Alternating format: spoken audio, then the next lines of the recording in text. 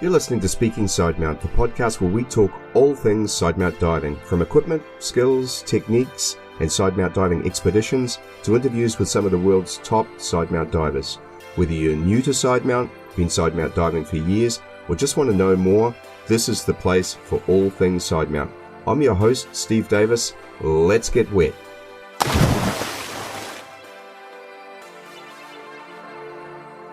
Hey, welcome back to Speaking Sidemount. I'm Steve Davis. This episode is sponsored by X-Deep. Huge thanks to the entire X-Deep team for their support of this podcast.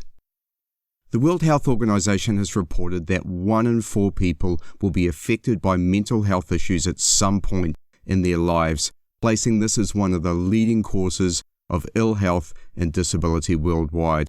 Treatments are available, but over 60% of those affected will never seek treatment.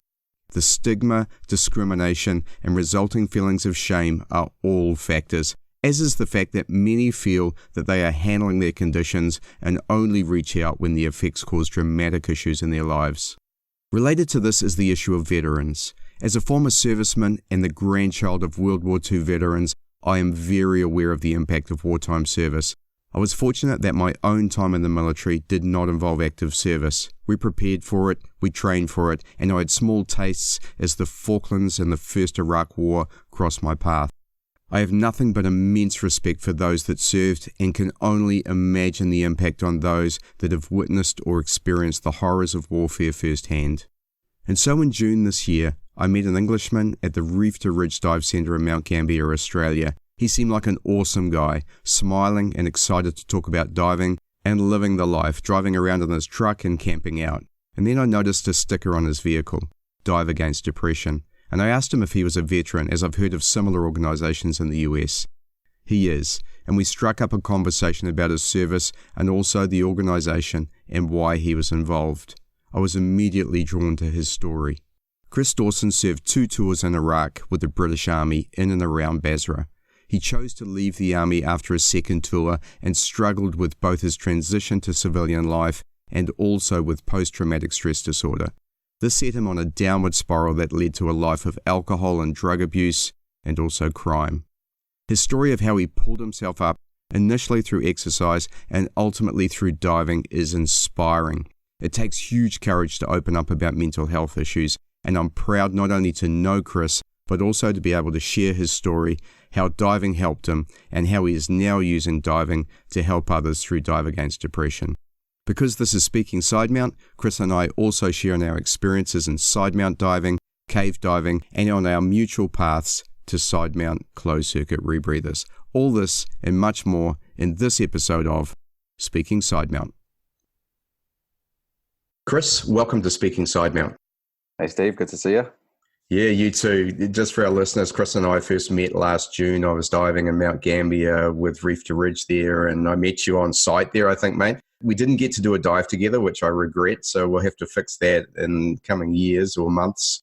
But it was really great. Definitely. And I enjoyed your smiling face coming into the dive centre each morning. And so, Chris, we started to talk a little bit as we got to know each other about one of the things that you were working on in Australia, and that's Dive Against Depression, where you're using scuba diving and the things that diving brings to help people with mental illness. Tell us a bit about that and about your background and how you came to be doing that. So Dive Against Depression was, I found, as I started diving, I didn't start diving until I was 27, and I wish I'd found it a lot earlier. Mm-hmm.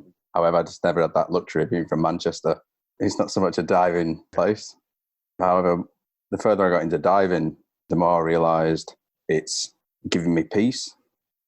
Mm-hmm. And it also allowed me to be empathetic, which I kind of lost through the military and things like that. I'd lost the ability to be empathetic, whereas when I became a dive master trainee, I could be empathetic to people while still being kind of macho, if you know.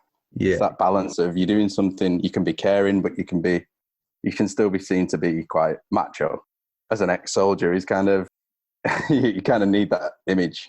Tell us a bit about your background. So you mentioned the military. How did you come to be looking at something like Dive Against Depression? Why was that important to you? It was the need for something where, it's a team effort, diving's a team effort. Mm-hmm. And it can be, especially in the cave diving where we are now, it's quite life dependent. Yes.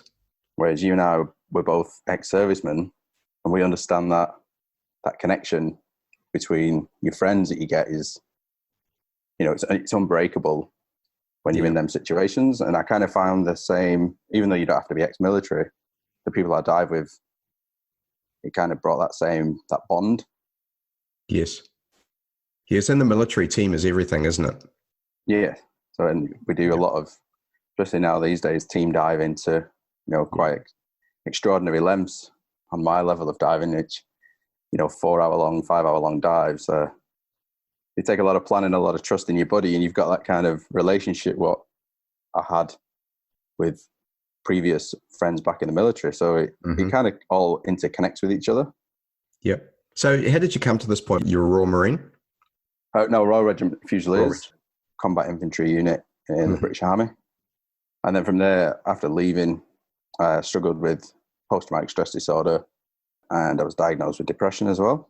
You'd served in the Middle East? Yeah, so 2 operational tours in Iraq, one in Al-Amara, which is slightly north of Basra, and one in Basra. And then from there, it was my choice to leave. I felt like I was at a point where I'd have to spend the rest of my life in the military or get out and try and do something while I'm still young enough to mess it all up. Yes. Fix it. And I took the second option. I did mess it all up and I'm still trying to fix it. Yeah. And you tried to rejoin again? I did try and rejoin, and I was very, very close to rejoining. I think it was a blessing in disguise that I didn't. Looking back, hindsight's a wonderful tool. And the fact that I didn't get to go back in because of my medical and criminal records, neither the Army, Navy or Air Force, no one had touched me. So from where I sit today, it's a blessing in disguise, but at the time it was probably the worst thing that could have happened. So I read the article that you had on, I can't remember which site it was on, but one of the things that you feel when you leave the military, and I was very fortunate. I served during a period of immense peacetime. So we got to practice warfare, but in my 14 years of service, there wasn't anything going on. The Falklands War actually happened during that, but we weren't involved. So I had colleagues and friends involved, however. So I was very fortunate in that respect. However, I have something of an understanding through that background of what you guys might go through. And one thing I do know is when you leave the service, you leave behind a big family, and the service creates order in your life, doesn't it? You're told what to do, when to do it, how to do it. And so you don't have to think too much about what am I going to be doing tomorrow, because it's always organized for you in some way, or you're part of the group that is organizing it. So when you come out, you kind of hit this kind of no man's land of what am I going to do? When am I going to do it? It's difficult, isn't it? Yeah, there's a real isolation when you come out. And I always remember you walk out the gates and things change. You're completely on your own, and even trying the simple things, trying to get a job. Yeah. No one's wrote you a CV, taught you how to write a CV, anything like that. I went for a job shoveling tarmac, and the guy told me I didn't have enough experience. Yeah, crazy, right? And I was pretty shocked. I was like, I've just come out of 4 years service in the army. Yeah, I don't have enough. I'm sure you had to dig a couple of holes and I certainly did. Yeah, that's crazy. Yeah. And I was at another end of the spectrum because I kind of used the services to gain qualification. So, I mean, I was an engineer, had an engineering degree. I didn't have the same experience, but what I had was this feeling that I needed to make a change. I didn't want to be an engineer anymore because I was driving old steamships and there wasn't much call for that. So I had to reinvent myself. So I had pretty much the same experience, all of this knowledge and skills and leadership and training and so on. And you had to learn how to apply that to a civilian life. Yeah, I would, if there is anyone listening that's either in the military, got family in the military, I would advise, like you say, use the military for qualifications where you're in there, which I didn't do. I was like, I'm getting out. I was boxing for the regiment, or I was doing the combat stuff, and that was it. I didn't focus on what I'm going to do in 5 years. Yeah. So yeah, definitely a piece of advice would be use the military and the resources they've got, especially these days, to qualify yourself before you come out. Don't do what I did and try and qualify yourself after you've come out. Yeah. So obviously things got pretty dark for you there for a while. They did, yeah. Yeah, we went, I went personally through a lot, but, you know, the military mindset is kind of like someone's always got it worse. Someone's always had it worse. So you never really feel too sorry for yourself. Mm-hmm. One thing I would reflect on is on the mental health side of it is the effect it has on other people. Yes. You know, so you've got to take responsibility and accountability for how you're feeling and what your actions are. Mm-hmm. You know, just as in diving, you're accountable and responsible underwater for your every action has a reaction. Mm-hmm. And again, I like to join the dots and make it go, this is where diving is so good for me, that everything I do underwater, I've tried to adapt on the surface. Yeah. Yeah. What were you dealing with? So in terms of the post-traumatic stress disorder, what sort of impact was that having on you? The big one is still now, it happened the other day. Loud bangs terrify me. And there was a storm. I was in Wagga Wagga the other night watching England get beat by South Africa. Sorry about that, mate. we had the same experience the week before, right? So I can certainly empathise with you on that one. And there was a storm, so I had just a couple of beers in the pub, and I was walking back to my swag. I was camping out that night, and this just going past a servo, and a thunderstorm went off, and I just took a knee.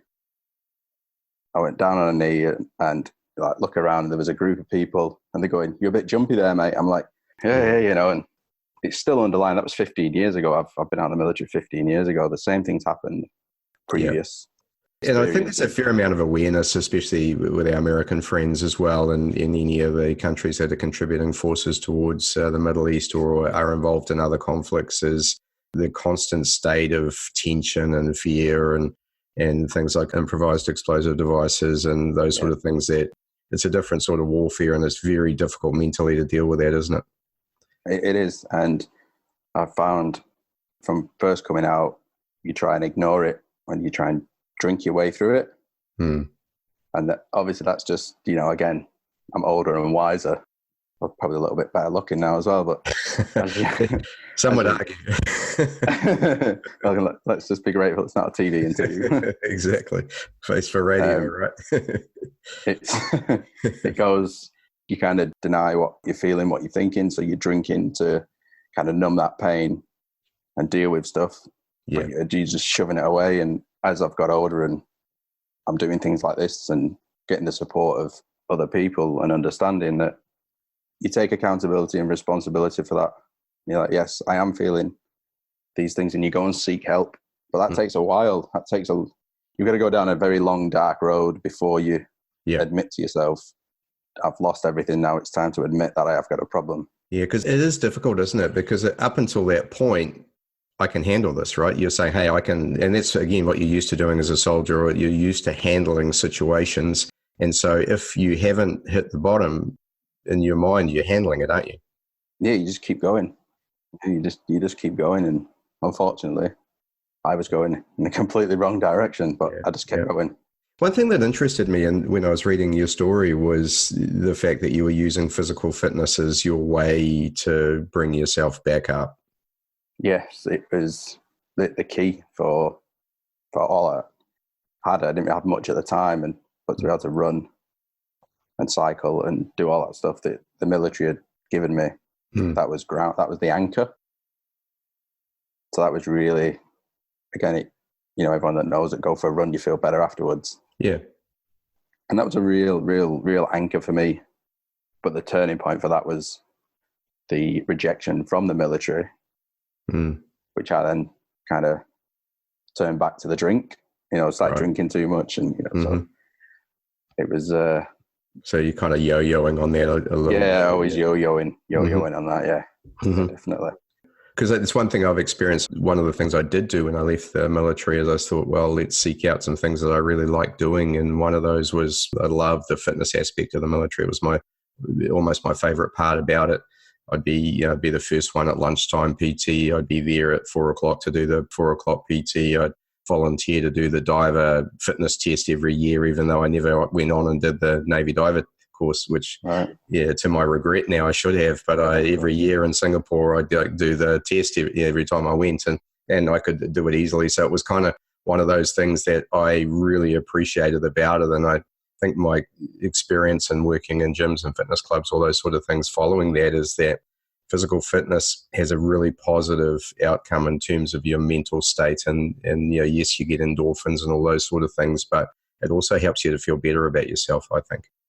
It certainly does, yeah. I think it gives you clarity on your situation that you're going through.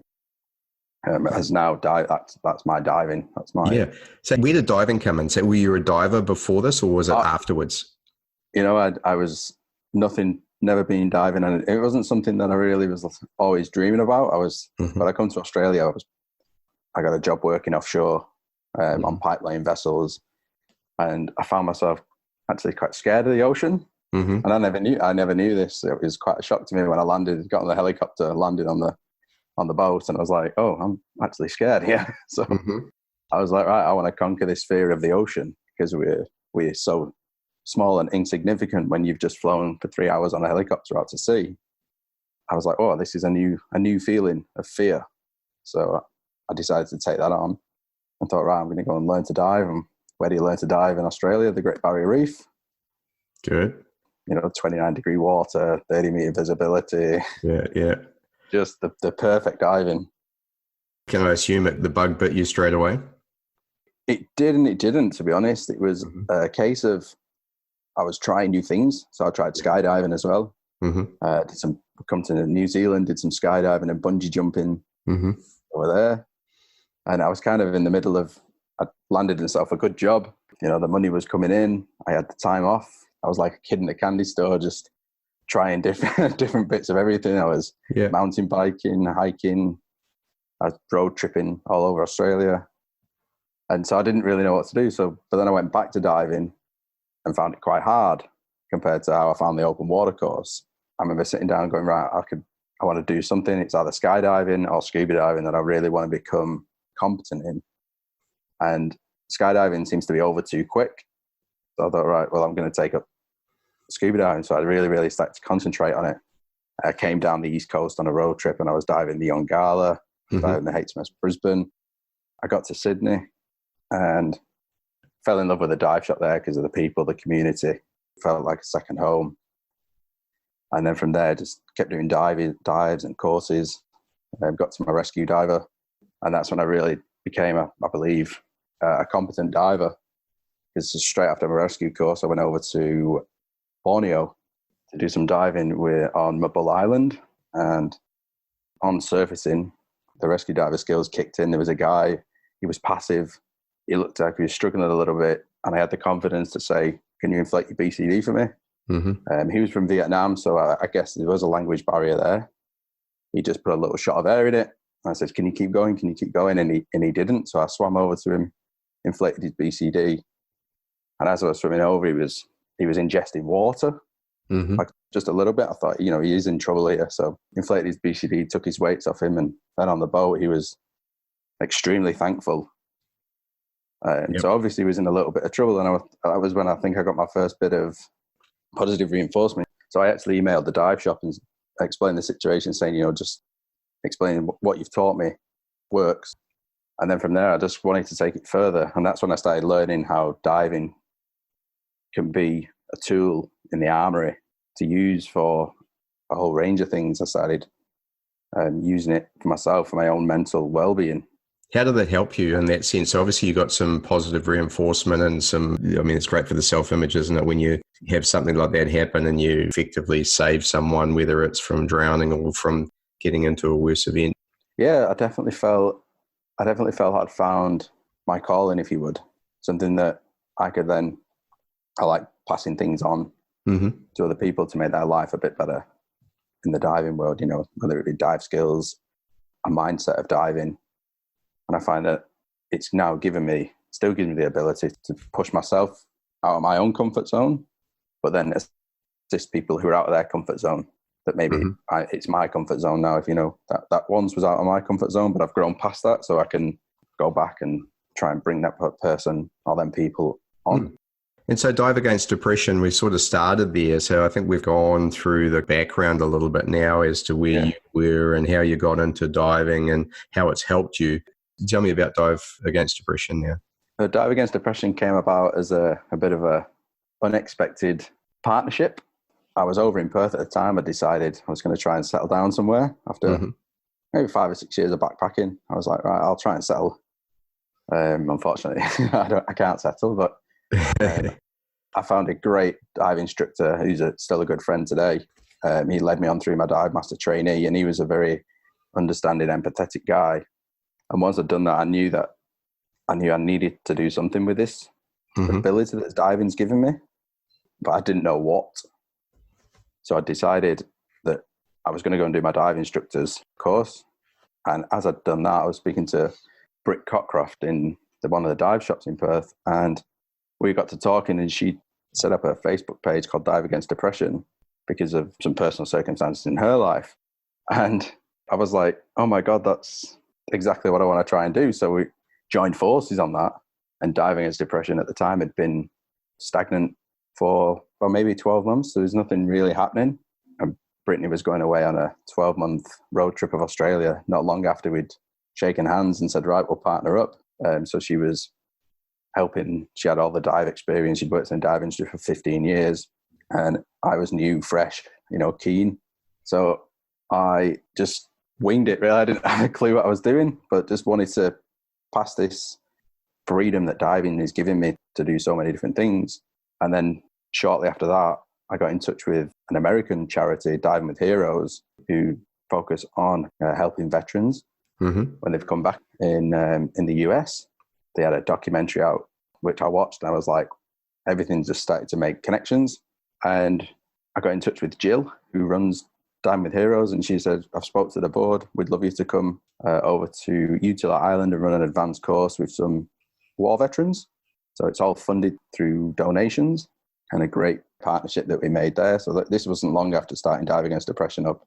Went over there, and I always remember one of my students was with Matt. He'd lost his leg in Afghanistan, and I was just amazed at the positivity and the way this guy had turned his life around, and it was all through diving. And I also taught one of our lads who lost his arm in Iraq, when we was over there. He's now a technical dive instructor. Wow. I was just looking at him going, if these guys can get through what they've been through and get to this level of diving, it's such an inspiration. So I came back to Australia from Utila and was really motivated then to try and make something to Dive Against Depression. We started a bit of a veterans dive, which is becoming an annual thing over in Perth. We also try and focus on helping people who need assistance. So it's not just veterans, although that is a big personal side of it for me. Yes. It's around Fremantle. There's a lot of homeless people. So Dive Against Depression collects gifts every year for Christmas and goes and gives presents out on Christmas Day. We've done SWAT for 2 years running, all by the people of Perth just donating and assisting. That's not dive related, but again, it's a dive community coming together to help people. You find that, let's say you're suffering from PTSD and some other type of mental illness, do you find that if you get the opportunity to help someone else, it is beneficial to you yourself, that 100%, process? 100%, yeah. You maybe see something that you've experienced or a situation that they feel in that you have experienced, or it's something new that someone else is experiencing, something different. So you try and be empathetic, put yourself in their shoes and understand. It's usually you go away at night, you sit down at home, you process the people that you've met. They all have an impact on you positively. Yeah, no, it's immense. And because as human beings, typically, we are empathetic, aren't we? And as I think we started, sometimes the military can take some of your empathy away because you see some things that really in our lifetime you hope that we don't see, and you experience things that we hope that we don't experience. But this empathetic way of being and this way of understanding that the way forward is through helping others when things maybe aren't going so good for you. Rather than turning inward, you turn outward. Yes. I had a really positive experience again through diving and Dive Against Depression. I was contacted by where you read the article, Carly Ann from the Movement Room. Again, she does mental health, takes people out hiking, the physical aspect. And we were sat having a coffee and a chat, and something that always stuck with me that she said, she was I was quite open with her for some reason. Some people you can just be open with if you understand. She has no judgment on the situation. She was brilliant. And I was telling her a little bit about my story, which led to the article that you read. She just blurted out, I don't know if I'm allowed to swear on it, but she just blurted out. She just went, as I was speaking, I remember I looked down and she just went, fuck shame. And I was like, it's the middle of a busy cafe, but you could see the passion in her. I went through all the hashtags that she had placed on that article, and that was one of them. So obviously, this whole thing of being ashamed of a mental health issue, it doesn't matter the circumstances. I was about to say particularly for veterans, but no, it doesn't matter the circumstances. I mean, the issue is the issue, right? And so why should you be ashamed of that? And again, I think those of us who are what you might call mentally healthy, if you can be that way for your entire life, but those of us who are, it's really important that we give those suffering some space, but also give them our understanding and our empathy, and not let them feel as if they have to shut themselves away. They're able to be open about it and able to be in the community and so on. Definitely, it is becoming more accepted, if you like. I think we're still years and years away from people not being ashamed of it. But it's all about the mindset, and the way she just blurted it out stuck with me. And even at times, like, to put myself in these exposed situations, which I'm doing at the moment, is like, you know what, for this, just don't be ashamed of it. Yeah. Because it might help. I do get people messaging me saying it's helped, and that kind of drives me on to keep pushing me out of my comfort zone. Yeah, no, I appreciate that. And it does take courage, doesn't it? It's not it's way easier to be quiet and not say anything. I think a lot of women would prefer to say nothing and just go about my day. But I feel like it'd be in 10 years, I'd probably regret that why didn't I say something? So you and I spoke about doing this podcast, and the reason that I was over the moon, not just happy to help, but really happy to help, was that it gives not only you, but it gives me an opportunity to play our part, right? My part, your part, in exposing that these issues exist, number one, because sometimes we like to put them in the corner. And then number two, to say, listen, you can make a difference. You can make a difference. I can make a difference. If we each make differences in individual people's lives as we pass them, then that can help. So as somebody who has struggled with mental health issues, how would you like people to interact with you, and how would you like people to see you? So I guess what I'm asking is, how can we help? Personally, I'd like to be treated just like everyone else. I feel it's down to myself to explain to someone maybe the situation we're in is having an adverse effect that they might not understand. So if we're in a situation, you're like, I just need to stop here. If we're a kilometre inside a cave and you're feeling a bit iffy, you're like, I just need to stop, gather my thoughts. I think we should do that on the surface and say, look, I'm a little bit uncomfortable here. If you don't know that person, you don't have to go into detail, but you could just say, look, I've got this situation where I just need a couple of minutes to deal with it, maybe process something. But I'd just like to be treated like everyone else, a bit like last night before walking home from the pub and the thunder went off. I was shocked. I took a knee and I was like, oh, then people, they might understand, but obviously it's a funny situation. But it's that kind of, that shame kicks in straight away because you don't want to be, you just want to run away. You don't want to be the guy afraid of thunder, and yet it's not really, it's got nothing to do with the thunder, really, has it? It's that situation of accepting, instead of feeling shameful of that, it's going, okay, I accept. I have this situation to deal with. I accept that these people might not, they just think I'm scared of thunder, but that's not going to change anything about, they don't know you. Exactly. Again, I hear you. So let's talk some more about diving. So diving, what is it about diving that helps? We came up with Dive Against Depression. We came up with a bit of a slogan, which was for a neutrally buoyant mind. Right. You and I are big fans of neutral buoyancy. We are. In the water, correct trim, neutral buoyancy. It's kind of, I try and see it as, instead of your mind going up and down and out of control, as you imagine a diver's going up, he's going down, he's inflating, he's deflating, he or she. Exactly the same in your mind when you've got mental health difficulties. It's up and down. So let's neutralize it. And in the water, when I am in good trim, or what I believe to be good trim, and neutrally buoyant. I find my mind is also neutrally buoyant because I'm at peace and I'm calm. Mm-hmm. And that wasn't the case when I was doing my Sidemount rebreather CCR we all know about that. I was up and down like a yo-yo, but now I'm getting there with that. So yeah, it's an interesting experience. We'll talk about that in a moment. So being neutral is an interesting thing, and I wonder whether the fact that when you're diving, it captures so much of your mind. Both your conscious mind and your subconscious mind are kind of working. I've spoken about this with Gareth Locke a few weeks ago about he had a good point on it. Just how your mind is just completely engaged with this activity, and it's engaged on so many levels. Your conscious mind is what's going on around me, and perhaps there's some element of enjoyment of the environment as well. Wow, I've got crystal clear water. Look at the marine life. Wow, look at the formations in the cave, whatever it is. Look at this amazing shipwreck. So your mind's so engaged, and then either subconsciously or consciously, you're also thinking about the way you're executing your dive, and hopefully you're thinking about your teammates and everything as well. So there's just no room for anything else. I think that's the beauty of diving is we've got this world of technology around us on the surface. Mm-hmm.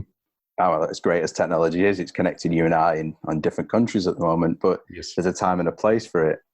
And I don't really believe there's anywhere on the surface you can be without a part of you being absorbed by this technology. Mm-hmm. Whereas when we're underwater, you're 100% focused on the task at hand. And like Gareth said, there's only 100% of your brain. So if that 100% is taken up by diving, there's no room to think about the troubles that you might have on the surface. Yeah. The issues that you're going through, you're task loaded. Yes. Your emotions are dealing with different emotions, maybe anxiety that you're not really used to feeling. And on the surface, you've got time to think about something.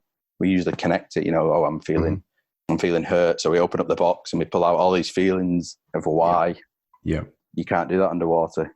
You don't even think of it underwater. And underwater, people have come up who have taken diving and they've been a different person. When we ran an event for Dive Against Depression, we took 4 divers who we'd collected enough money to take 4 divers on a Discover Scuba dive. And we had one young fellow with social anxiety, a lady who was just anxious, very, very anxious. And then there was a guy who had actually been diagnosed with depression and he was on medication. We got all the correct medical stuff done. The medication he was on wasn't going to affect his diving. I wish we could have taken a little video before and a video of him afterwards. And you would see an hour apart is a world of difference. Yeah. They all overcame their own personal fears, their own personal battles. Mm-hmm. And no one was really talking to each other at the start. Everyone was a bit shy. So I stood up. I was shy. Mm-hmm. But I stood up and said, introduce myself and a little bit of what I've been through. And then I tried to get everyone else to do that. And then we took him in the water and I had Wayne, one of our dive masters, with us. And he took 45 minutes just to get this woman under the surface. And it was only a 3-meter dive site, but there's a wreck. Mm-hmm. So there's fish. So it's instant gratification, which again, diving rewards you with. I say 45 minutes for a 15-minute dive because, we had an hour. Yeah. And Wayne was just incredible because he just put all his energy and all his understanding into just getting this woman under the surface. But the amazing thing was afterwards we went for a coffee. All she talked about was the 15 minutes underwater, not the struggles of getting down. She was like, that was the best 15 minutes ever, Yeah. So does the benefit of that carry over to a period after the dive? We try and continually get them people to then come back for maybe a dive course.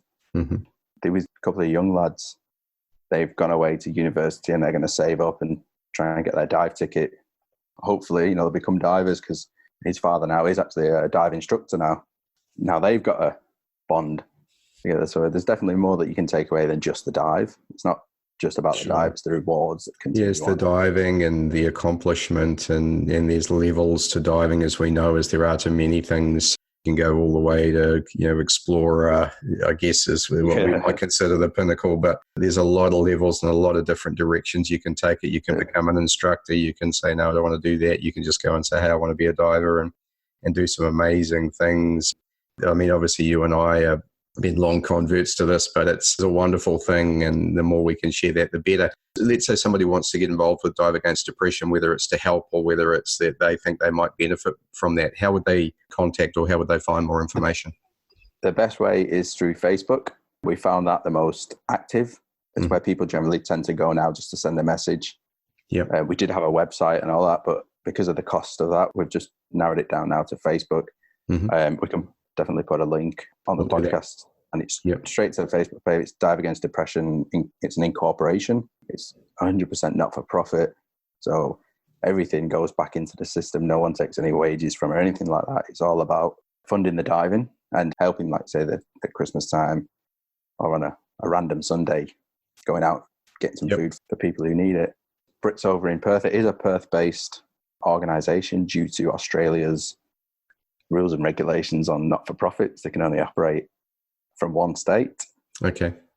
But again, I've got stickers on the car that I travel around in, and that's kind of how I connect with people. Just this morning, I had someone outside stop me and say, "Are you from WA? What's the diving that you're doing?" So just a little conversation, and a lot of people go back to WA because they're from WA, and they kind of follow up.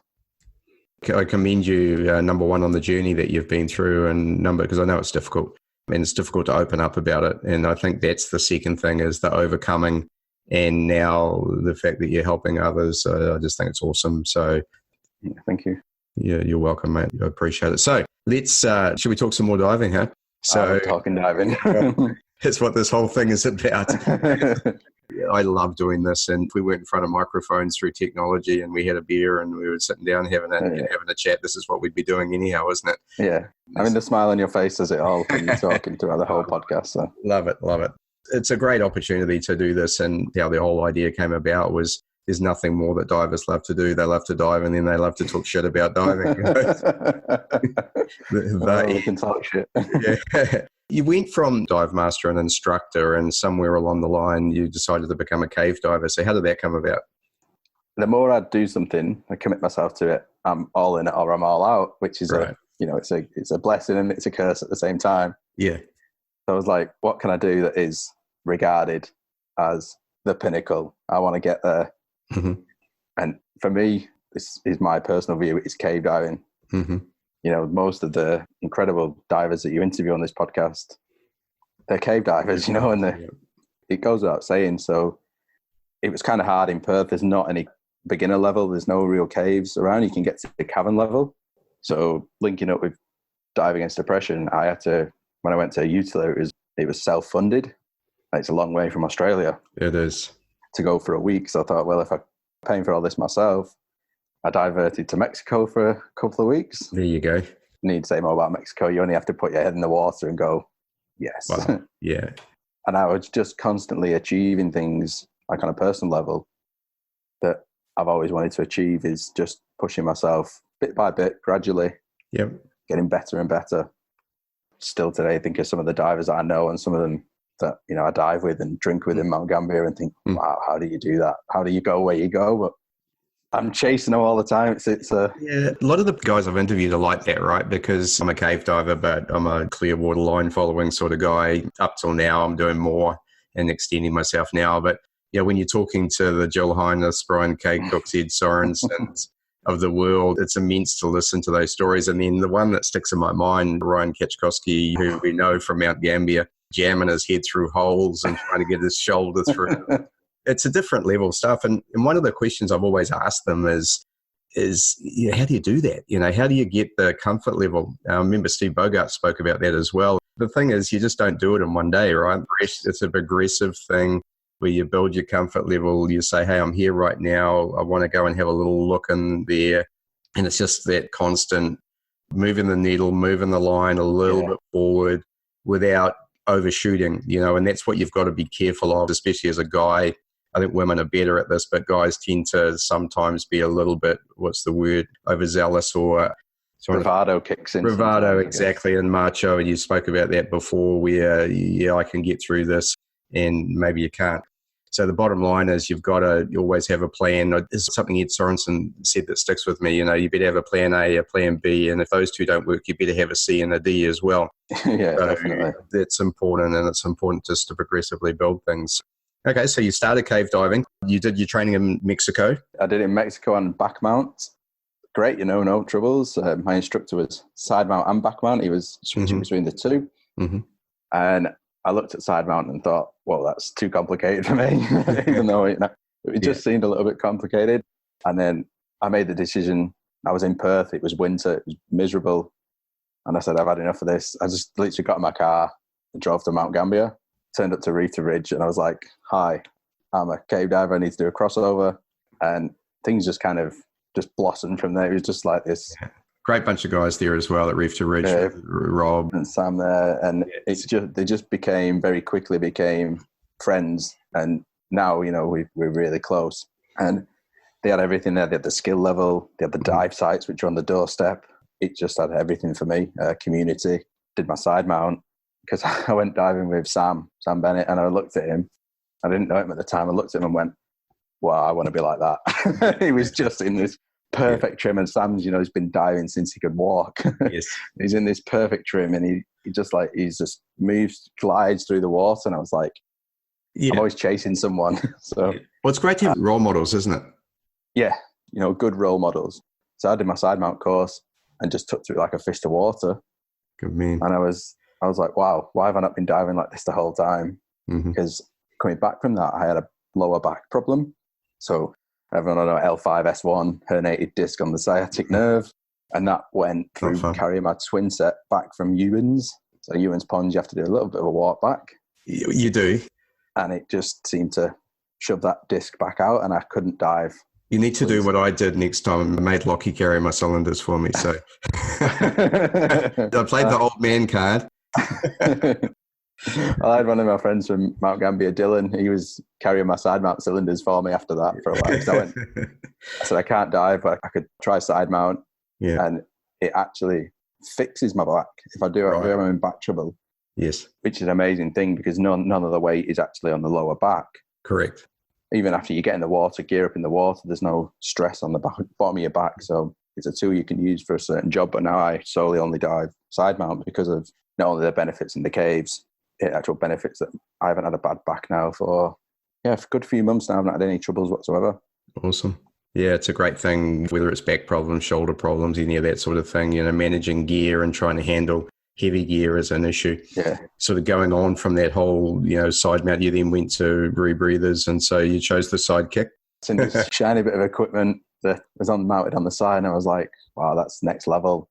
But before I did that, I wanted to get to a level where I was super confident and comfortable on side mount drills. Sure. So I did my side mount trimix course with Rob.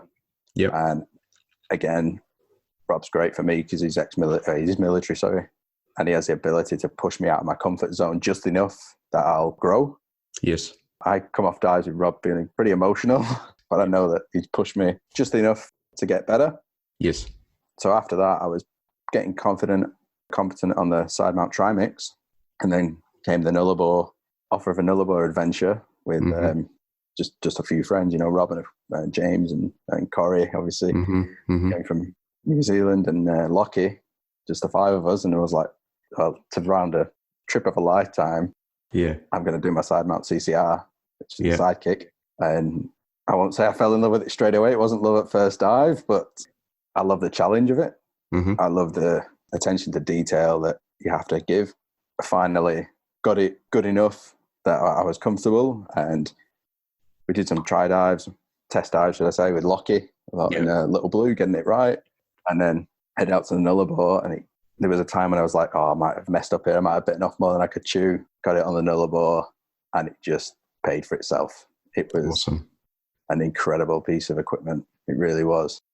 We was planning 4-hour-long dives to Wogan. And it just opened up a whole new world of diving for me. I was just blown away by this little unit. When you look at it, it's such a little unit, so simple, and opens up so many doors for you.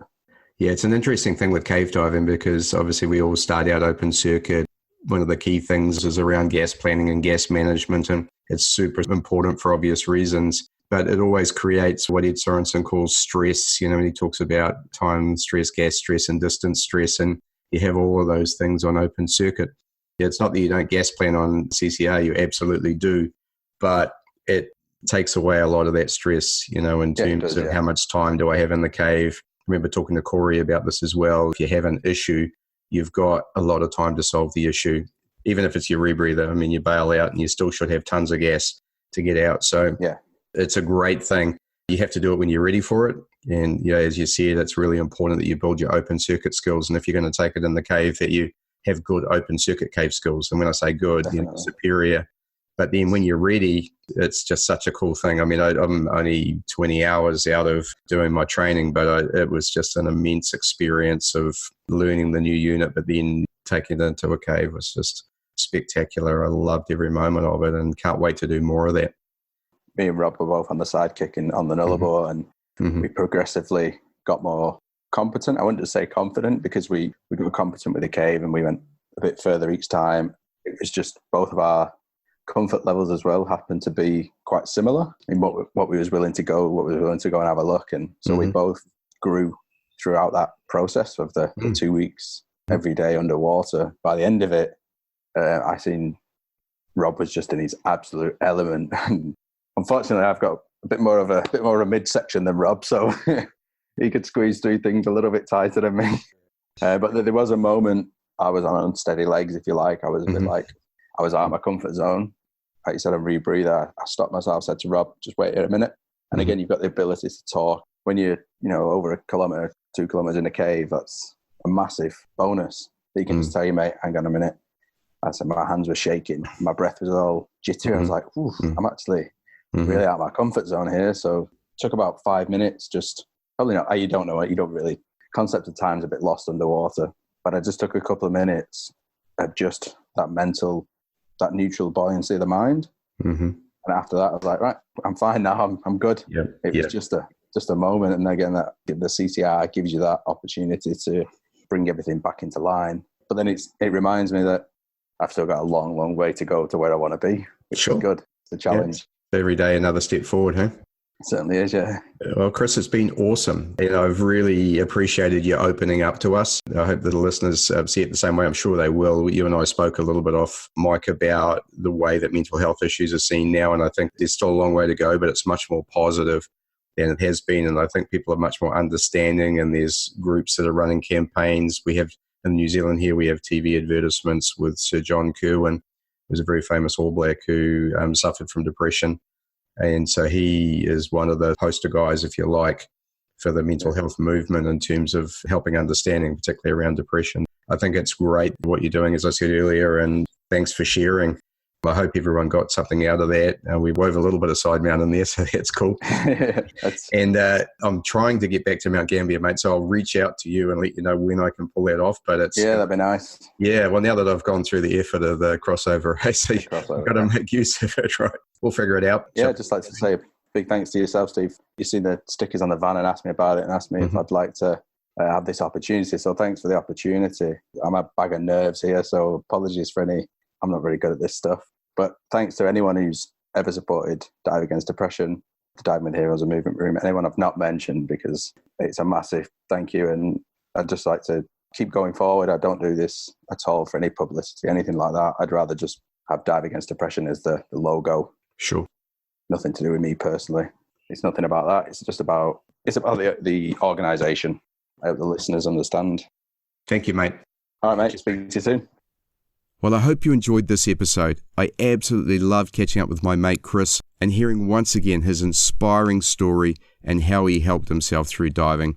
It was also great to catch up with him and share a bit more about Sidemount cave diving and closed-circuit rebreathers. If you'd like to learn more about Dive Against Depression, have a look in the podcast notes. I'll have a link there to their Facebook page, and that's where you can go if you need support yourself or if you'd like to find a way to support the organisation itself. It is an absolutely amazing cause. Now, if you'd like to learn more about the fundamentals of Sidemount diving, don't forget my ebook, Sidemount Fundamentals, is available through my website in the Sidemount Pros store. That's www.sidemountpros.com. Thanks a lot for listening, and I'll catch you again in the next episode. You've been listening to Speaking Sidemount from www.sidemountpros.com. If you like the podcast, please subscribe and consider leaving us a 5-star review. If there's something you'd like us to cover on the show, then let us know via our Facebook page listed in the podcast notes. Thanks again, and we look forward to you joining us on our next episode of Speaking Sidemount.